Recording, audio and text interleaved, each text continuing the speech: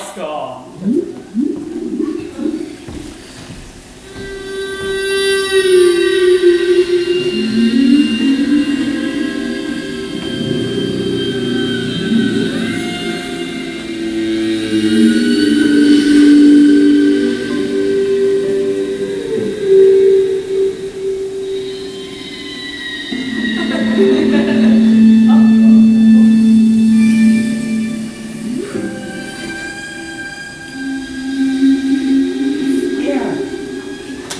No, I swear. Shh. I swear I can. No, you cannot. But at least I can try. You cannot know everything possibly unknown. Yes, I'm sure there's a way to know everything that exists. Indeed, I did an independent study at COA called Knowing the Unknown. And did you really learn everything unknown? All right, maybe not quite everything yet, but I'm still young. Told you so. You can't possibly learn everything unknown. But I did learn one thing that made me learn a lot faster. And is that to learn fast, you need to learn from other people who've learned. That is so true. The best way to learn is by listening to other people's stories and ideas. And aren't we lucky here to be surrounded by such a rich community with so many people with so many great ideas? Our students, our faculty, our B&G staff, our kitchen staff, even our own librarians. And without further ado, Jane, our librarian.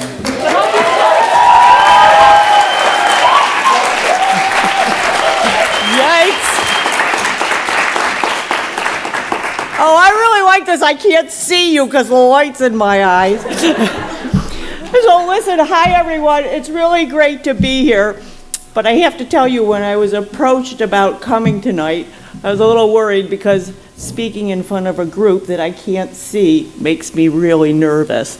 So I decided, okay, I'd agree to do this. Doesn't hurt to have something a little bit out of my comfort zone. And so anyway, I went ahead and said I'd do this, but then I realized, oh my God, I have to think of something to say. And so I gave it some thought, and then I realized, oh, this is spring term. I'm up in the library. You can't escape the fact that there's the hum of seniors, fourth years, getting ready to graduate. And if you aren't a fourth year, you can't help but reflect on the fact that your time is coming. And to tell you the truth, it doesn't take getting to graduation to have had this question asked of all of you: what are you going to do next? Because if you've applied to come here, you've had, the moment you applied, somebody said, what are you going to do with a degree in human ecology? So I thought I wanted to share with you that for all of you that are graduating wondering how to answer that question, what are you going to do next? I wanted to share with you from personal experience. It's okay if you aren't so sure. Enjoy the quest. So, back in the 1970s, eons ago, I graduated from the University of California at Santa Barbara with a degree in environmental studies. And I did not have a clue what I was going to do with that. But I'd grown up in Rochester, New York, and I had friends in Boston, and I said, okay, I'm going to move to Boston and see what happens. So off I trot to Boston, and believe it or not, my environmental studies degree and a paper I had done not too long before I graduated on fish landed me a job at Legal Seafood dishing out fish behind the fish counter. And that worked great until, after a while I got sick of waking up in the middle of the night and taking fish scales off my arm, and I thought, maybe it's time to try something a little more geared towards my degree. But of course I didn't have a clue what that was. But I surprised myself and decided, okay, I'm going to move to New York. And it was a surprise, in New York City. And it was a surprise because I'd always kind of headed out to the boonies and the more rural areas. But my parents had met in New York, and my sister was living in New York, and everybody talked about how wonderful the city was, so I thought, okay, I'll check this thing out. And truth be told, I was scared to death to go to New York. Not for my physical safety, but because there are all these people running around, and they all seem like they know what they want to do and where they're headed, and of course I didn't have a clue. So off I go to New York City, live with my sister for a little bit, and I pound the pavement. And I leave my resume everywhere I can think of, and I wait. And I make follow-up calls. And then I try to think of who else might be interested in my resume, and I wait. And I wait, and more follow-up calls. And then finally, what seemed like months, and now that I think about it really was months, I finally landed this job as a natural history curator at the Brooklyn Children's Museum in Brooklyn, New York, where I stayed for 10 years, and it was wonderful. I had a fabulous time and learned to love New York. And anyone that's been there knows that the moment you walk out the door, you see the best and the worst that people have to offer, and that's part of what makes it so exciting. I got to the end of the 10 years and I realized I really wasn't too sure. I felt like I needed more of a challenge, and I wasn't real clear where this was going with my future. And I'd been taking some classes in geology, and I thought, okay, I'm going to see if I can get into grad school. And sure enough, I got into Indiana University at Bloomington, Indiana, and got my degree, my master's in geology. And I thought, I am on my way. Now my career path is set. I'm going to be a geology professor. But the thing I kind of found out was when I was doing my master's with it was that the geology was a little harder at the graduate level than I really experienced at the undergraduate level, and it wasn't quite the fit I was hoping it would be. But have no fear, I'd met somebody when I was at school, and I followed my heart down to Houston where he had found a job. And so off I go to Houston, and one thing led to another, and I ended up going to library school and getting a job at the Johnson Space Center, which was really terrific and a fabulous experience until the administration changed, and there was a whole, the job I had really wasn't quite what it had been, and it was kind of hard to see things falling apart. And my personal life didn't quite go the way I kind of hoped it might be going. And my dad was getting older, and he was up north. And so I thought, okay, I'm going to try and find a job up north. And that's when, in 2003, I managed to land a job here at College of the Atlantic, where I've been ever since, and it's been terrific. And I share all this with you. And who cares? But I share all this with you to let you know that, from the outside, this path must seem very circuitous. And if anybody had told me this is what I was going to do when I graduated from the University of California at Santa Barbara eons ago, I would have said, you're crazy. But you know what? That path has made sense to me, and that's what matters. And you're all going to find your own path. And my path has been influenced by personal choice, by luck, by lack of luck, and my heart. And that's really been meaningful to me. And here's the thing, it's not over yet. Don't rush me. I mean, I've got some years yet, but already that pesky little question keeps popping up. So what are you going to do when you retire? And you know what? It's still kind of the same answer. I really don't have a clue. So the point is, my message is that we're all in this together. And together, my advice is that we all enjoy the quest.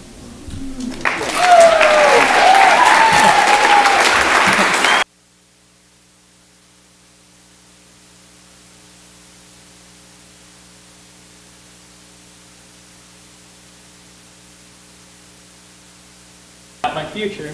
It does for me as well. And wow, if only my dad could know that same story, so he would know what I'm going to be doing with this human ecology degree.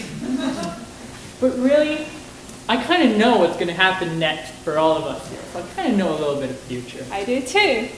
And Angela Venezuela has been doing a project in Colombia called Loca. We invite her up next to present Witnessing Through Music.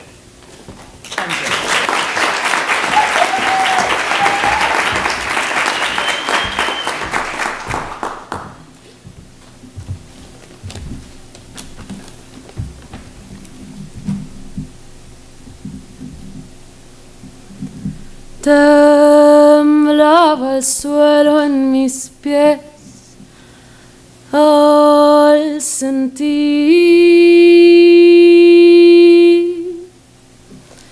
Incrustadas las miradas ahogarse en el Mediterráneo. Tiritaba el azul en mis labios al sentir tus pies haciendo camino en la nieve y descalzo. Bestias de guerra, ¿hasta cuándo lanzan sus cuerpos al mar? Bestias de guerra, ¿hasta cuándo envenenan su piel, diluyen sus pulmones? ¿Hasta cuándo sucumbe en su infancia entre escombros y polvo y yo? ¿Hasta cuándo observo su dolor desde la distancia? Beasts of war, until when will you succumb their childhood into debris and dust? And I, until when will I observe your pain from a distance? I wrote Bestias, the song that I have just sung for you, as a response to the wounds caused by war and political violence in the Middle East, specifically in Syria. As a distant observer of the war and pain of others, I decided to sing, to use my voice to respond to violence and encourage others to both stand against it and heal from its impacts. Singing is how I navigate the world and the living mysteries within me. It is how I respond to what I experience in order to create and heal in the face of human and environmental destruction. Over the last 4 years, I have explored music as inherent to humans, to human culture, and as a mystery that inhabits me. Music is a cultural manifestation, a beautiful conversation between humans and nature. In this sense, I write songs with the hope to become a witness of the world, a witness to the time and place where I belong, with the hope to find personal and collective transformation. The place to start to find that transformation is in my body. It is in my respiratory system, where I liberate my pain, joy, rage through singing. And when I sing, I hope to invite others to breathe and feel differently. I also seek to ask questions that have no absolute answer, such as the question on how to find an end to war. And I know that music will not absorb any greenhouse gas emission out of the atmosphere. I also know that it will not stop a hurricane or prevent bombings. But to me, the power of music lies in the fact that it gives back hope and dignity to people struggling for justice and survival, and it heals some of the wounds caused by war and violence. Thank you.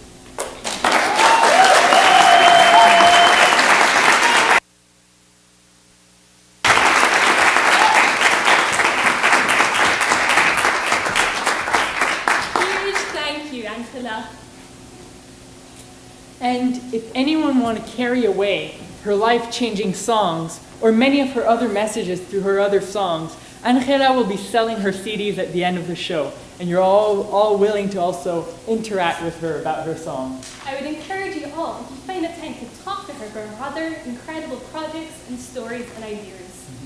After all, we realize that everyone, every single one of you, everyone has a life-changing ideas. Have so many of them, whether they're stories that you've heard, whether they're stories you've experienced, whether there's quotes, whether they're movies, there's poems, there's songs.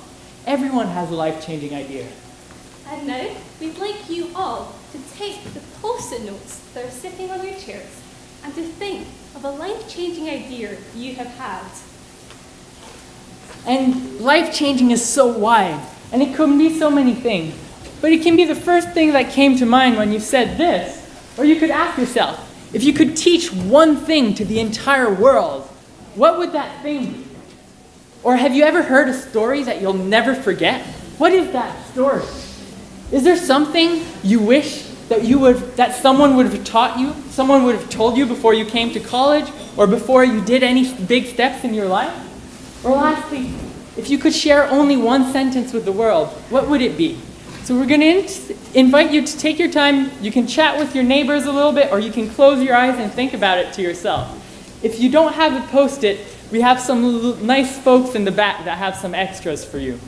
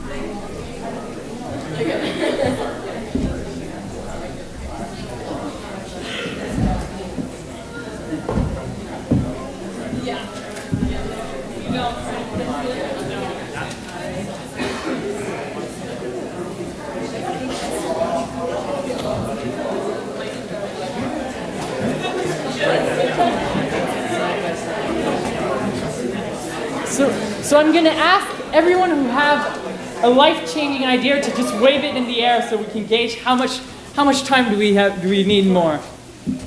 Some more? Okay, we're giving one more minute. Try to really say the first thing that comes to your mind. A story, a song, a title, your favorite quote. We'll give you a couple more minutes.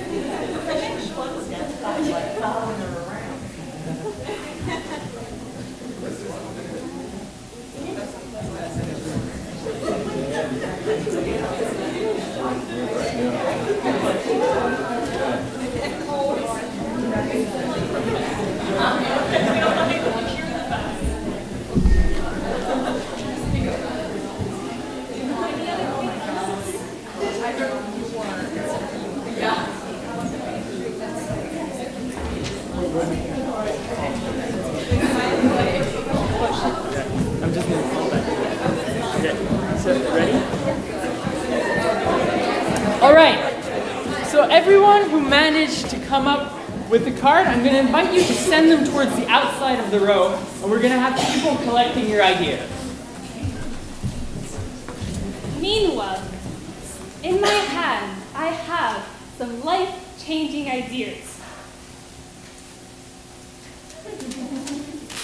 And we're going to, just for you, we're going to bring your life-changing ideas to life. COA's improv team.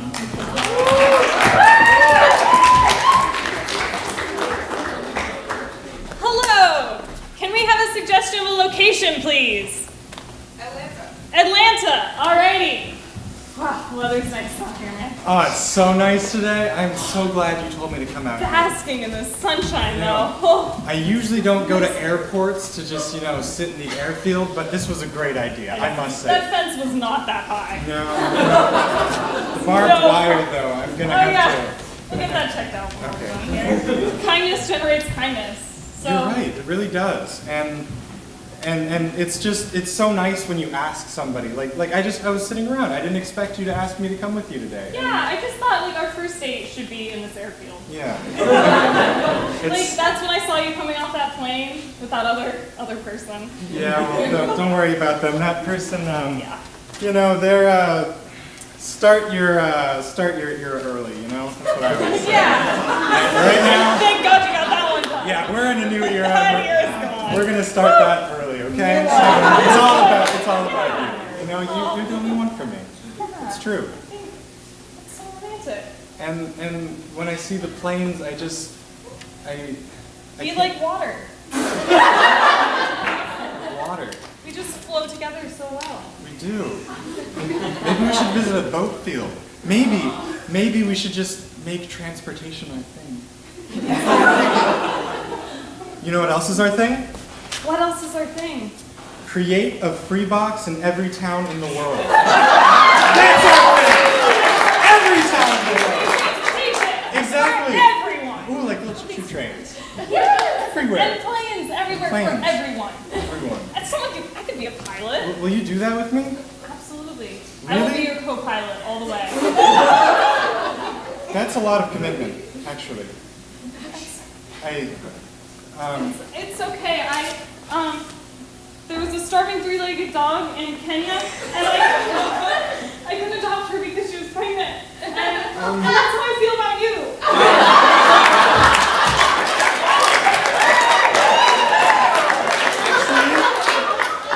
Actually, there's another reason I was here at the airfield.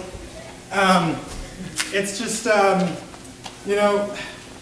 sound hacks is the best part of films. They come alive. I'm here to record the planes and the sounds. With me. No.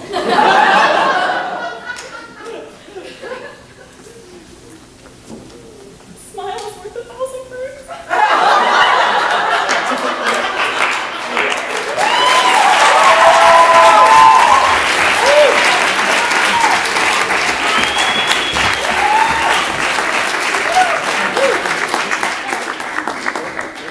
You're meant to spend at least 5 minutes a day laughing. However, sometimes making someone laugh is actually a lot harder than it seems. On that note, our own Shlomit Osielo, who will be talking about laughing until it hurts and opening your heart to new ideas. Shlomi.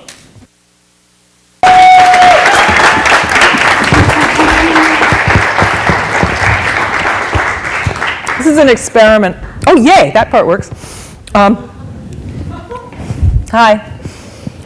First of all, before you start my clock, I want to thank Clement and Sarah and everybody else, the 5 people crammed into that sound booth, for putting this together. Oh, there you are. Okay. How many social activists does it take to change a light bulb? When I was asked to name this talk, I wasn't thinking clearly, and I put the word laughter in the title, and now you're expecting me to be funny. And making people laugh is impossible. Opening a space where laughter can happen, as we've just seen, is a little bit easier. But if you try hard, it's less likely to work. And that's exactly like social change. The more you try to change people, I didn't memorize this talk. The more you try to change people, the more that you remind them that there's something a little bit other than you, and they dig in. When I have information to share, I want a light bulb to go off in your brain, which means that something has to happen inside of you. So music, as we heard earlier, music and songs and jokes distill ideas to their essences. And they're usually quick. I mean, a joke is often quick. It's like one-liners or two-liners. And songs are often very repetitive. And so you're getting the same information kind of over and over and over again. None of them are 5-minute sermons, kind of like what this is. But you have to really be good to sustain a single joke, a single thought for 5 minutes. But if I ask you how many activists it takes to change a light bulb, there's a chance I won't even need a punchline. So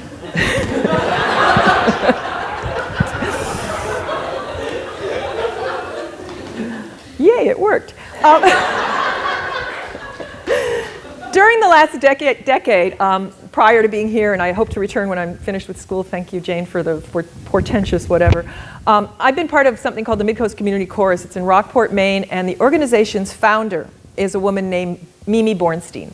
And Mimi says singing transforms our bodies. It opens us up physically to new experiences and a deeper connection with the ideas that we sing about, the people we sing with, and those who hear us.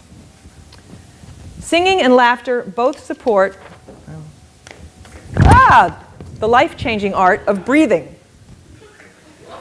Like singing, laughter opens the body and mind. When a person is laughing, the opportunity is present to kind of roll up a piece of wisdom like a little nugget and drop it like a homeopathic remedy into their waiting brain. So, now I have tried to be funny, and you guys have been very kind, and we're going to try a song. This being Passover, I'm going to share my version of a song that my family sings during Passover. It's actually, as far as I could find back, it's a slave song that came over here, or the tune may have come over here. The words, I learned her in English. It's called Oh Mary, Don't You Weep. Because this is COA, I'm going to make it more general and sing Oh Baby, Don't You Weep. I hope that doesn't offend anybody. Where am I? Yes. So the first thing for all of us to do is breathe. Okay, so just breathe normally, and for most people this means you're going to gulp some air in here, and you're going to hold it like right here and try to think, and you're just holding on if you do that. But if you do it the way a singer does, you draw the air in, you kind of sip it. Just let it come gently in, and you can inhale through your nose, or you can sip through your mouth. And then you hold it inside, and while you're inhaling and holding it, you're receptive. That's a good time to listen. You can listen to the space that you're in, or the creatures that you're with, or the sound of your own body doing this magnificent work of keeping you alive. Then, without tension, you can release your breath, and it will sustain your voice. So, the chorus is easy. I'm going to sing it once, and then we'll try it a couple of times together, and then I'll add a few verses, and we'll see what happens. Oh, baby, don't you weep, don't you moan. Oh, baby, don't you weep, don't you moan. Pharaoh's army got drowned. Oh, baby, don't you weep. So this song is a really good opportunity for everybody here to practice what Mimi calls free-range harmony. I didn't make that up, Mimi did. You don't have to sing the notes that I'm singing. Just listen with a little more than half of your mind. And if you like what you hear coming out of your mouth, and you can do it quietly at first to make sure you like it, or you can just boom it right out because we're a room full of people, it's going to be fine. So we're going to do the chorus once together, and I'm going to launch into a verse. And this first verse, my daughter made up at a Passover Seder when she was about 6 years old. We had a 4x8 piece of plywood on cinder blocks down on the floor, and we ate like Jews are supposed to, reclining. And we drank some wine. So, oh, baby, don't you weep, don't you moan. Oh, baby, don't you weep, don't you moan. Pharaoh's army got drowned. Oh, baby, don't you weep. Pharaoh's army all got sunk. In celebrating, I got drunk. Pharaoh's army got drowned. Oh, baby, don't you weep. Oh, baby, don't you weep, don't you moan. Oh, baby, don't you weep, don't you moan. You know that the army got drowned. Oh, baby, don't you weep. In these times, it's not the fashion to show our enemies any compassion, but Pharaoh's army got drowned. You're not the only one to weep. Oh, baby, don't you weep, don't you moan. Oh, baby, don't you weep, don't you moan. Pharaoh's army got drowned. Oh, baby, don't you weep. There's going to be a change here. Oh, baby, don't you weep, don't you moan. Sing it. Oh, baby, don't you weep, don't you moan. Just keep open and grounded. Oh, baby, don't you weep. So, how many activists does it take to change a light bulb? It really doesn't matter, because it's still a light bulb when you're done. So, I'm going to leave you with this. It's attributed variously to Billy Connolly, Jack Handey, and Groucho Marx. Before you judge a man, walk a mile in his shoes. After that, who cares? He's a mile away and you've got his shoes.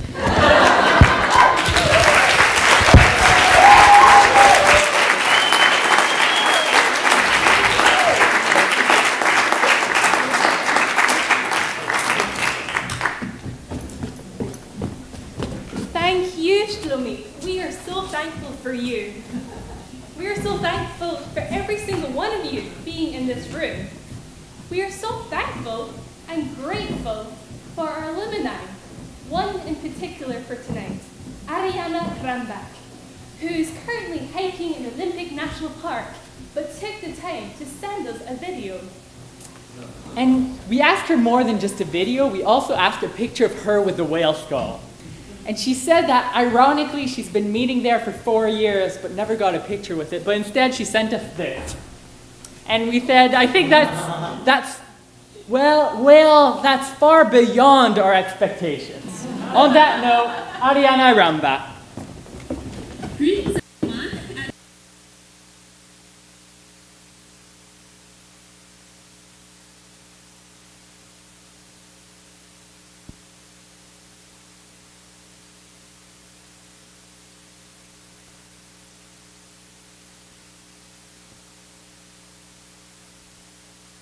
And sing to you from Olympic National Park, where I'm out on a short weekend backpacking trip.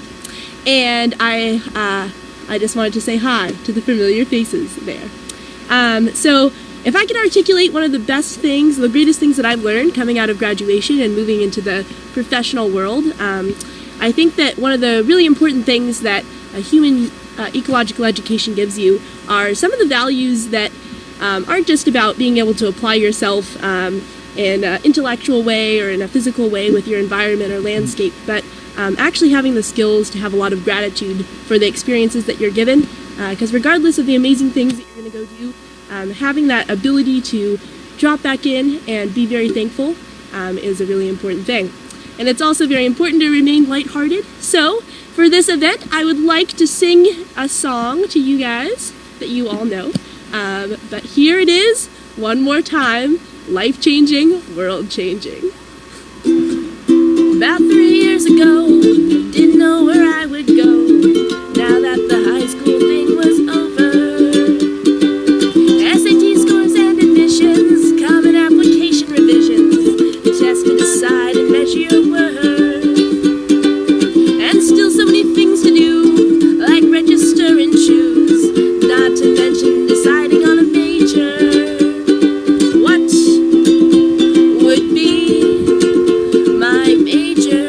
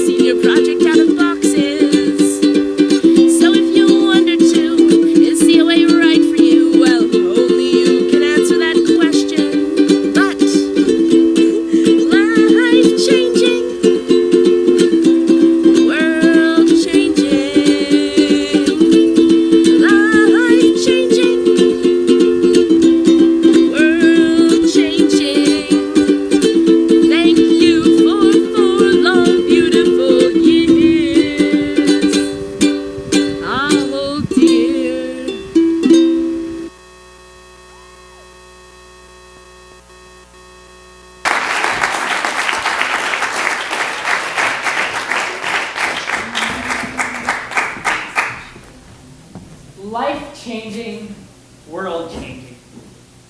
An education system that wants to get us ready to transform the world.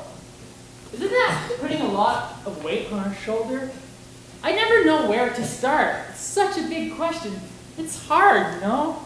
But luckily, we have here tonight Gray Cox, who's going to tell us exactly how to govern our world from the ground up.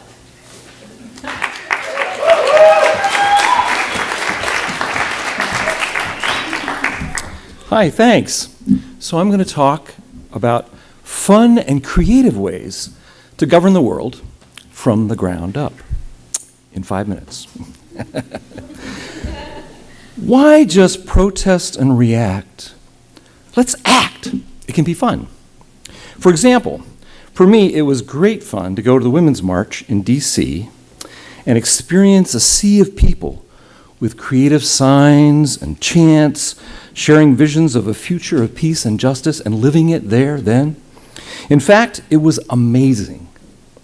What added extra fun for me was that I made it into a marchathon.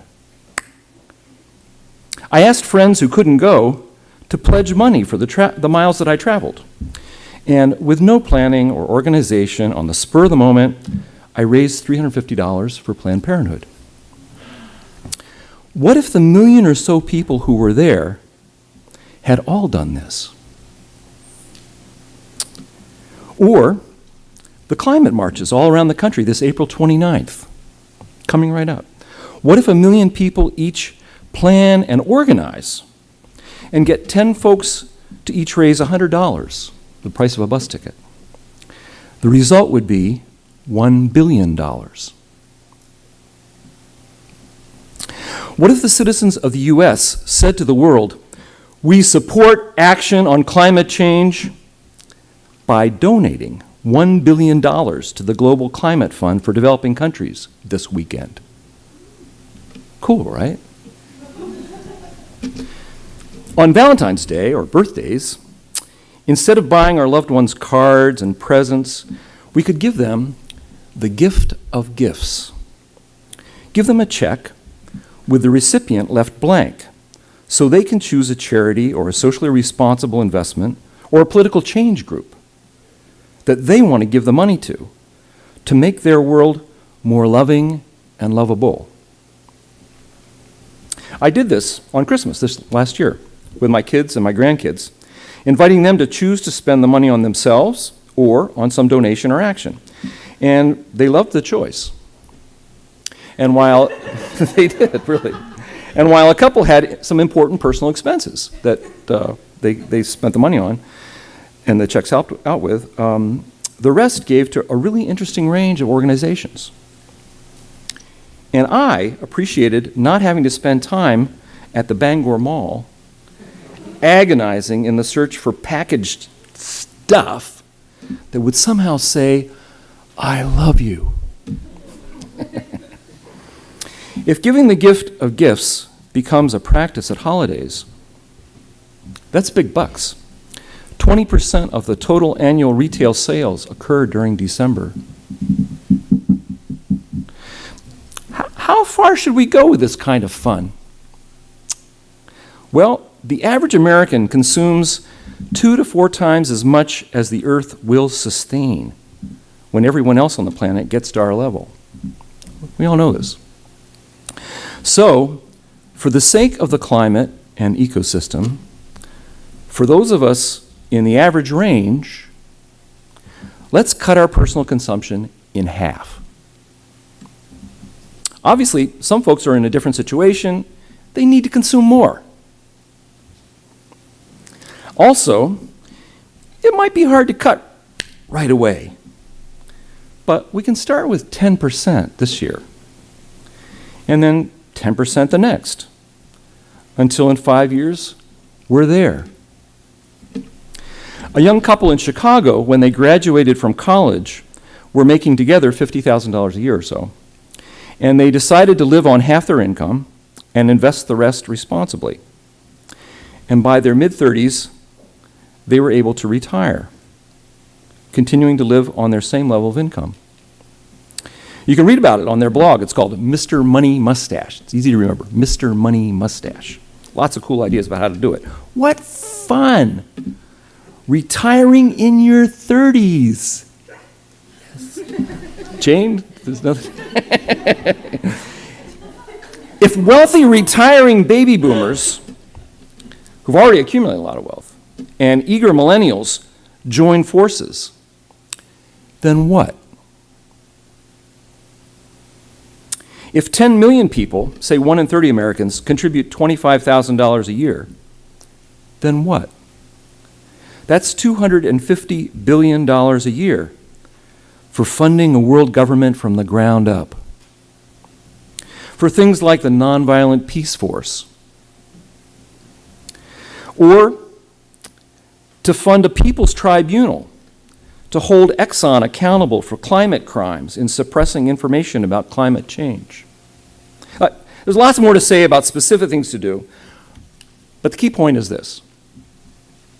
We've been waiting too long for the governments of the world to start acting like rational, sane, responsible agents. It's time for the rational, sane, morally responsible people to start acting like governments. Let's each spend half our income ruling the world. It will be as much fun as golf or snowmobiling, and all those marchathons and dance-a-thons and love-a-thons will be much better exercise.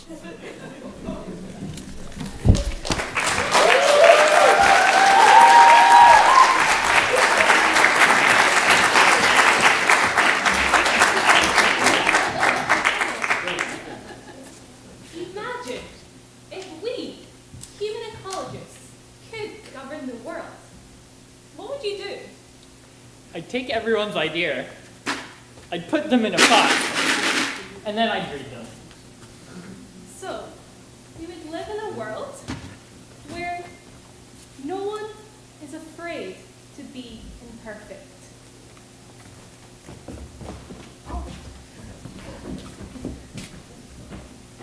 Where no one is afraid to be imperfect. That is how our world would look like.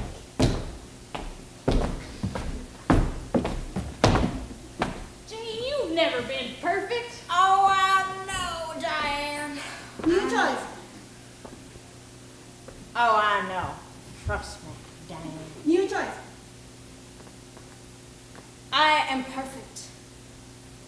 No, you ain't. But I love you anyway. Oh, yes, I am. New choice. My back starting to hurt. See, you ain't perfect. Neither am I. Oh, you got me this time, Diane. You really did. The throat's not doing so good, New either. reaction. My back's doing better. Oh, mine's doing worse. New reaction. Oh, mine's doing better. See, we accepted our imperfections and now we're feeling great. New choice. We accepted our imperfections and now our backs are better for no reason. Yeah! I like this idea. This is a good one. No, Remember when we used to dance? I do. I think we should I dance. think we should dance.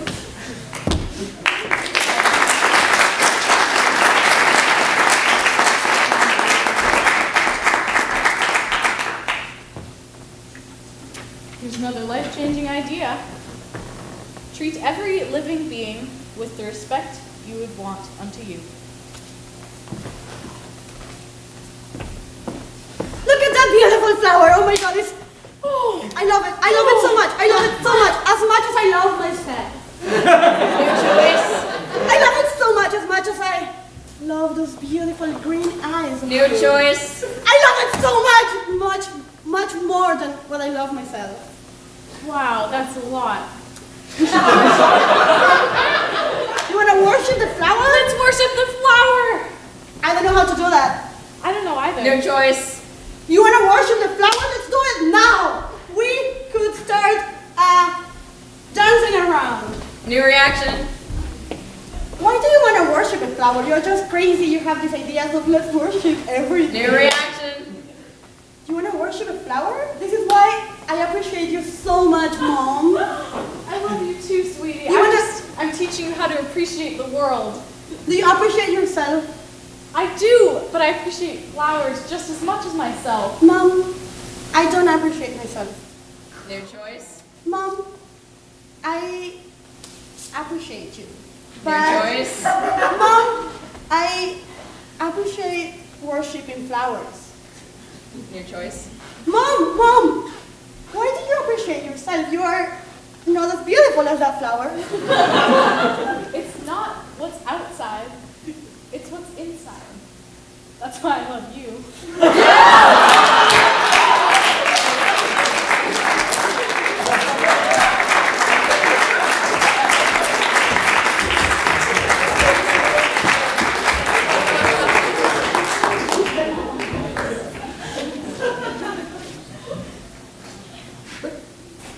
I try all the time.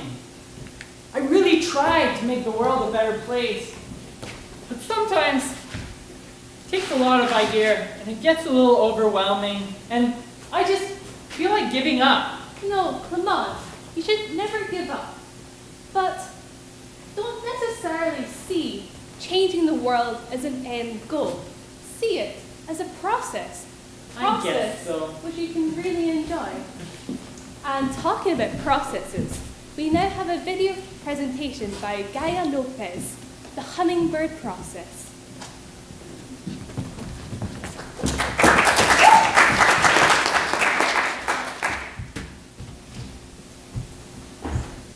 Heart as an electrified flower. There are creatures living there. I don't know what they are, but they mingle. And when they do, I realize how broken my heart is.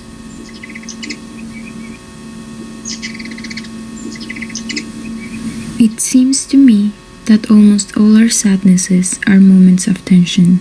The new presence inside us, the presence that has been added, has entered our heart, has gone into its innermost chamber and is no longer even there, is already in our bloodstream. And we don't know what it was. We could easily be made to believe that nothing happened, and yet we have changed, as a house that a guest has entered changes. We can't say who has come, perhaps we will never know, but many signs indicate that the future enters us in this way in order to be transformed in us, long before it happens. There is a certain sadness that drips on what has never happened. The impossibility of a particular imagined future due to circumstances beyond her reach. That instant when she realizes that she's lost something she's never had. She doesn't even know what that is, but she knows she has lost it. It will never come. In my heart, I see the shadows of a past that I cannot reconcile with, and a future that will never be. I stand here, now, and my feet are not touching the ground.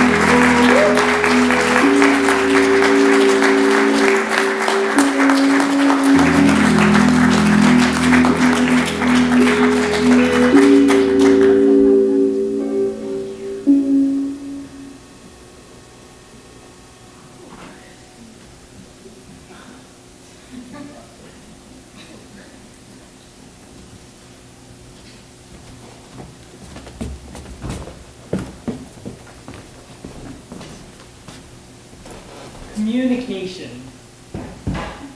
What it brings back to me, it brings me back to my first year of COA, when I needed to take my writing requirement.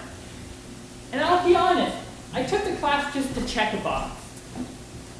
I didn't really understand at that point how crucial writing was. And through my time at COA, through reflecting upon interdisciplinary routine, I realized at what point communication is so key in so many ways. Written, oral communication, and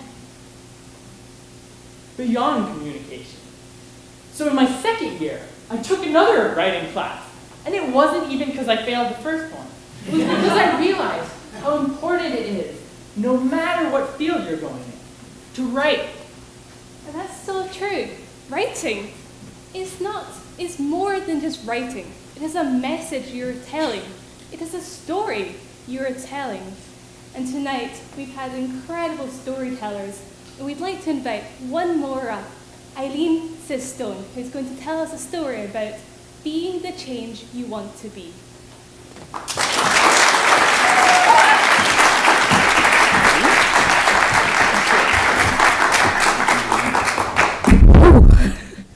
That's a hard act to follow, especially with my kids in the audience. Maybe you can help me, right?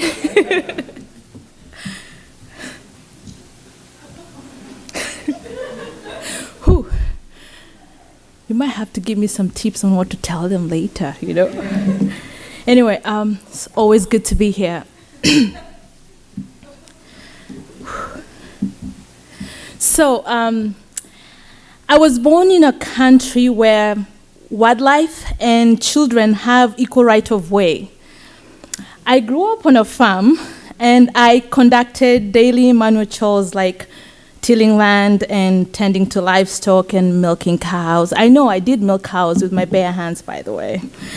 And my immediate family speaks collectively about 6 major languages: English, Swahili, Italian, Kisi, Spanish, French, I could go on. And we discovered that the most efficient way to end arguments is to speak in a language that the other does not understand. Believe me, it works.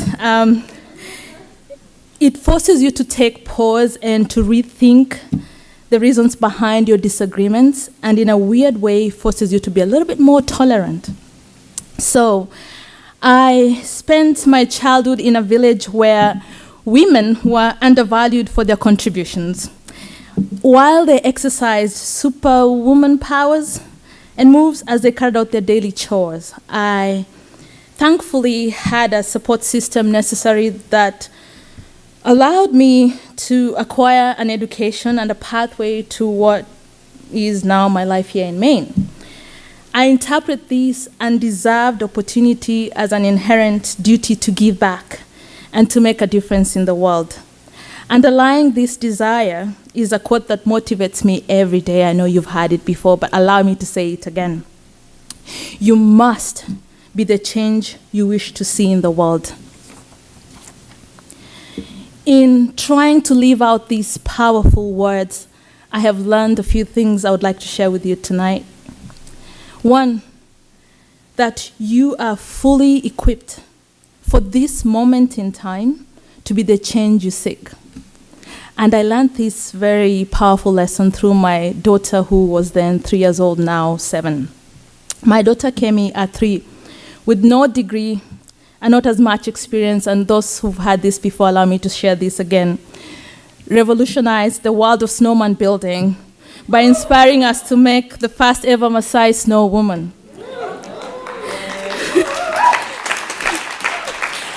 I believe it's the only one ever made in the world. I could be wrong. It's no wonder that she still has a Hillary for President sign on her bedroom window still. And FYI, this is still the same child that thinks I'm dark-skinned because I eat too much chocolate. But choosing to listen to her in that moment when she said, "Mommy, look at all these African beads you have in this beautiful basket just sitting here. How about making a Maasai snow woman?" And choosing to listen to her in that moment gave me the opportunity to talk to her about women, about injustice, about cultural identity and in some way infuse a little bit of my childhood into this little white mane. And it just reminded me that sometimes we seek what we really need when we already have it. So the second thing that I've learned by living out those powerful words is that change requires openness to minute transformation. See, a degree award at graduation does not really confer any additional power, any more than you already have. We're all born with the ability to listen, to empathize, and to share. See, I came here not knowing anyone and anything, and I knew that, God help me, I hope my neighbors would like having an African neighbor. And the one thing that helped me make my way through, besides COA being, as I always say, the best introduction for me to this community, is by just exercising those three things. I decided to listen to people, and I shared a lot. I made a lot of dinners, by the way. And it just reminds me of a very important thing in life, that we have a choice and we have opportunity. We can begin again and again and again. We can begin here now by listening to each other. The values we care about and desperately need, such as love and tolerance, are rooted in this God-given, and if you don't believe in God, in issued at birth, abilities to listen, to empathize, and to share. And these abilities allow us to transform as we transform others. These abilities also allow us to live the best of yourself and a piece of yourself with everyone you meet. And it allows you to make real connections. Connections that we talk about here at COA, and connections that the world desperately needs, especially now. I'm going to share a story. One time I was in Cleveland, I was waiting to board a plane to Newark. And sorry, I didn't mean to say this just because of what's happening with United right now, but but this really truly did happen to me. Ironically, my husband and I are as members of the Star Alliance, and if anyone knows the Star Alliance, you know United is a member of the Star Alliance. So waiting to board a plane to Newark, New Jersey, and I was on my way to Kenya, so I knew like I had another 6-leg journey waiting for me. And while we were sitting there, for some reason the flight was delayed. And so, of course, you do what you naturally would do, which is inquire whether you're going to make your next connection and your next connection. Now, I sat there and I watched as this attendant was either rude or not helpful at all to one after another, as the passengers went up to him. And finally, there was this elderly man in a wheelchair, I would guess about around 100 years old, English speaking with an accent. He goes, "Ma'am, can you help me? Could you please help me?" And yet again, for the 10th time, she yells, "You are just annoying. I have said it over and over again. I don't know and I don't care, and no one should ask me one more time." At that point, I looked around and I'm thinking, okay, I get it. I am the only black person here. I am probably the only person here with an accent, but this is not good. So, and I'm thinking, okay, I'm black. Of course, the stereotype out there is black people like to fight. So I'm going to try to do this the smart way. So I decided I'm going to force myself to stay on my seat, but I'm not going to shut up anymore. So I go, "Ma'am, I have sat here and watched you be rude to one person after another. We didn't pay to come here and be disrespected. We're just asking simple questions, looking for simple answers." And then she went off on me. But the one thing she said was, "I just came back from vacation and I don't really know." And then I said, "Ma'am, perhaps you probably need a little more vacation time." And she just went off on me. And in that moment, I tried to do what naturally would not be expected of an African woman, which is do not gesture and don't use your arms because of the stereotypes, right? I don't want to feed into that stereotype that black people like to fight. So I held my hands tight as much as possible, and I tried to literally call her out. And long story short, she actually engaged with me for a little while. She even came over and started screaming in my ear, giving excuses why she was being rude. And then just like a light bulb, just like that, she went right back to her desk, and 5 minutes later, she was actually being polite and helpful to everyone. And I remember the old man coming over to me, willing himself and saying, "Wow, you're one courageous girl." I said, "I'm not even sure what I just did. Oh my God, they're probably going to kick me out." I think the point I'm trying to make is I wasn't any special. I was still a student from Kenya with an accent. I could have been deported. But in that moment, I decided to just open my mind and take and seize the moment and allow myself to be an instrument of justice and peace, whatever that meant in that moment. It felt good. I was scared. It was ugly. It was weird, but it felt good in that moment that I'd at least done the right thing.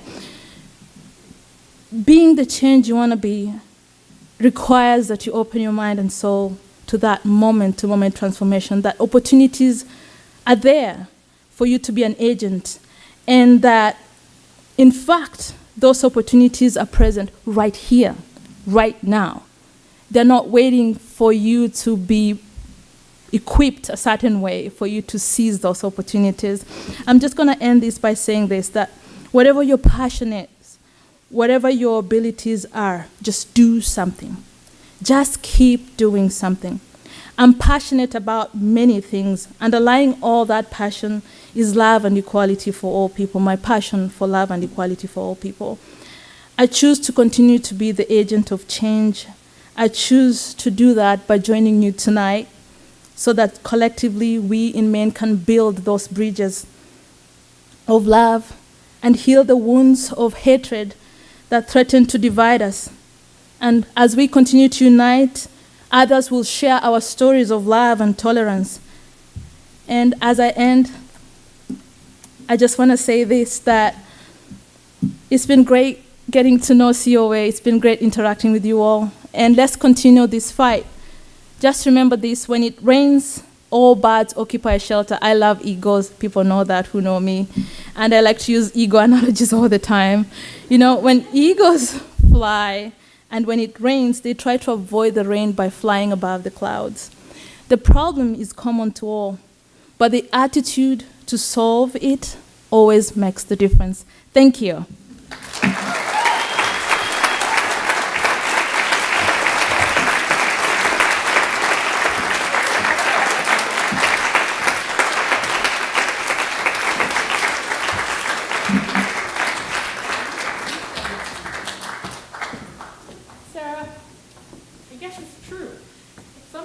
To make a big difference, it's the little actions that count. And we can all do so. We could all, for example, create an event where we share stories. Or we could all stand up and be active bystanders. Or we could even create a circus in Bedford, Maine. And our next speakers, unfortunately, didn't quite make it in time. But they'll be here tomorrow for you. And they did just the latter. They're starting a circus in Bedford, Maine. And although they couldn't be here, they're going to be here tomorrow night at 7 o'clock in here. And they're going to be presenting and sharing their passion for a circus with anyone who wants to come. But meanwhile, tonight, they left us with a little video to share their life-changing idea. Hi. My name's Salah Mohabi. I started to work in circus. I was 13 years old. Performing for circus 30 years around the world. I started full-time coach 15 years ago in a circus. My goal in coaching to see my students happy, going places, good skills, and then they can pass my knowledge to others.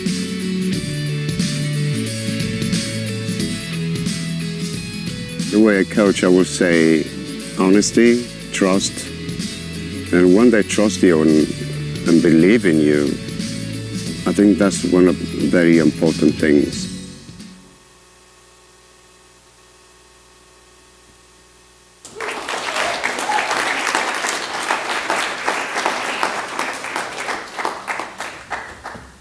So if you want to see them in action, tomorrow night here in Gates at 7, they'll be with us, and on Sunday they're going to be offering workshops to the community. And before I leave, I'd like to share a little story.